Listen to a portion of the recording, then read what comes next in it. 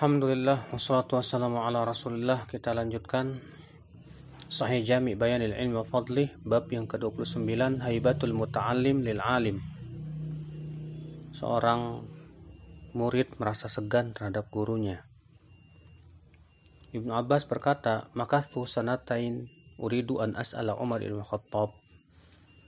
Aku selama 2 tahun ingin sekali bertanya kepada Umar bin Khattab an hadithin, tentang suatu hadis. Ma mana'ani minhu illa haibatuhu. Tidak ada yang mencegahku untuk bertanya kepada beliau kecuali karena kewibawaan beliau dan juga Ibnu Abbas merasa segan kepadanya. Hatta takhallafa fi hajjah aw umrah fil araq alladhi bi batni marri dhahran li hajatihi. Sehingga suatu ketika Umar bin Khattab ketinggalan pada suatu haji atau umrah di suatu tempat yang bernama Araq di Marru Dhahran. Falamma ja'a wa khalaitu bihi, ketika aku berduaan dengannya, aku berkata, "Wahai Amirul Mukminin, uridu an as'alaka an haditsin mundu sanatain ma mana'ani illa haibatan lak."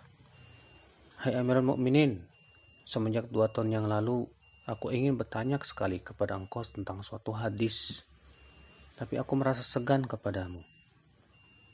Maka Umar berkata, "Fala taf'al." Jangan kamu lakukan itu, jangan kamu begitu. Idza aradta an tas'al fasalni. Kalau kamu ingin bertanya, tanya saja. Fa in kana 'indi minhu akhbartu. Kalau aku punya pengetahuannya, aku akan kabarkan kepadamu. Wa illa qultu la a'lam. Jika aku tidak punya ilmunya, aku akan berkata aku tidak tahu. Nah, lihatlah Ibnu Abbas sampai 2 tahun ingin bertanya kepada Umar, tapi ternyata karena beliau merasa segan, maka Ibnu Abbas menunda-nundanya. Maksudnya yaitu bahwa seorang murid harus punya sifat menghormati seorang guru, dan seorang guru pun juga harus menjaga kewibawaannya di hadapan seorang murid. Bukan berarti kewibawaan ini artinya kewibawaan artinya kita tidak mau senyum, tidak mau hanya sebatas dengan wajah bermuka masam, galak dan yang tidak.